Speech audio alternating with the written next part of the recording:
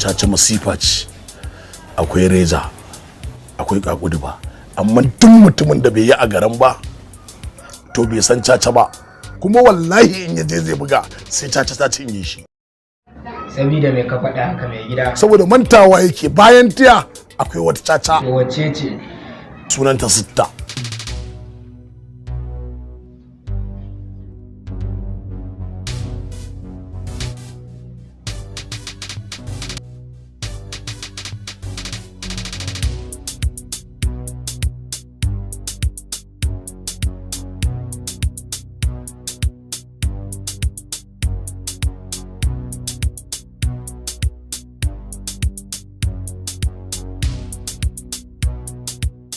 Baka da hankali, ai duk mutumin da yake sana'a irin tamu to babu shi babu darin kuɗi. Lokacin da na je gurin ka darin kuɗi banda zaninnika babu abin da na gani kana tare da su. In dai da gaske an yanka maka rago sunan ka Musa, to babu kai babu zane, kuma babu kai babu rayuwa a cikin irin wannan gurin da kake rayuwa.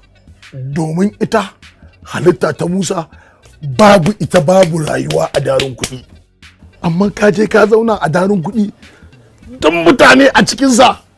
Idan dai wannan ce matsala ta da kai wai meye matsalar da wai sai mutum ya je darin kuɗi ya huta? To wannan tafiyar da ka ɗauka ita ce za ta jawo maka bala'in da har ka mutu ba za ka manta da ita ba. Duk ranar da matsala ta zo wacce nake guda, zan gaya maka ji wannan in gaya maka, kar ka sake ka sa sunana a cikin wannan sabgar, saboda ba ni ne silar isan ka ba. Ni ba na son mu'amala da mutumin da ya raba ta kansa, saboda ni ina rayuwa a cikin unguwa a cikin jama'a, hankali na kwance lafiya lau ba tare da na damu kowa ko wani ya dame ni ba. Harkata ni ina yin ta da nan lissafi ne. So ka gaya mun me matsala ta kana gwaro barewarka.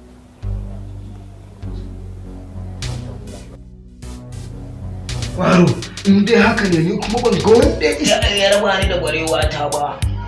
Haka ne mu'amala ta da ni da kai ta ƙarshe. Haka ne ko kana gwaro, ni ma na tsane ka. Ba kai ka sani a makarantar musoshi ba kai ka koya min sana'a ba. Kawai dai dan hali ya zo daya, abokanta ta zo ɗaya yasa nake abokanta da kai. Amma ba wanda isa ya bani da gwarewa ta wallahi Allah. Ai dama haka ne, halinka da nawa ba iri ɗaya bane, saboda ni neman arziki na fito, kuma tsari na akan neman arziki nake yi. Saboda ni kuɗi ne kawai a gabana, ba ni da burin da ya wuce in ga nayi kuɗi. Nayi na ɗaya ne, shine kuɗi da neman su. Ina yi ne, ina lissafi. Ni kullun kaina, ni kullun kaina a lissafe yake. In dai ka ganna a matsala sa na aka, amma ba ni na sa kaina ba. To a yanzu na gane kai ne matsalata, saboda kai lissafinka kullum baya zama daidai. Abu ɗaya ka mora a rayuwarka, jarumta da rashin tsoro, amma kai gaba ɗayanka ɓaraho ne wanda ba shi da lissafi. Barin gaya maka wani abu ka ji, ana sata da bindiga, ana sata da wuka, ana sata da babbar riga, ana sata da waya, ana sata da biyu, sannan ana sata da jallabiya, ana sata da kaki, kai har da tarbi ma sata ake yi, da rawani ana sata. Amma a wurin Allah duk sunan su barayi, amma a gurin mutane wasu barayi ne, wasu ba barayi ba ne.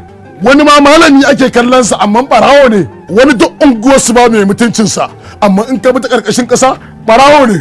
To kai ina so in tambaye ka, wani irin layi ka hau wajen boye taka sana'ar? Barin gaya maka duk mutumin da yake harkan Musa da ta kaka, in dai yadda da mace a ta kaka ko a harkan Musa, to rayuwarsa wallahi ba ta zuwa ko ina. Kamar ya gayyato wa kansa masibar da za ta zama karshen sa ne, like you. To akan ka saka ni a layin masifa gwanda in rabu da kai, domin ina jin tsoron ranar da zaka kama sunana ka sa ni a masifa, alhalin ban gama lissafa abin da nake so in yi ba. Kana ba da na yadda karayin rayu kowa ya rayuwarsa. Ai ba kai ka koya min sana'a ba, na yadda kowa ya rayuwarsa. Na yadda. Na yadda ka yi rayuwar ka yi tawa, amma duk ranar da ka kawo min sagi wallahi in dai na fita wallahi sai na halaka ka.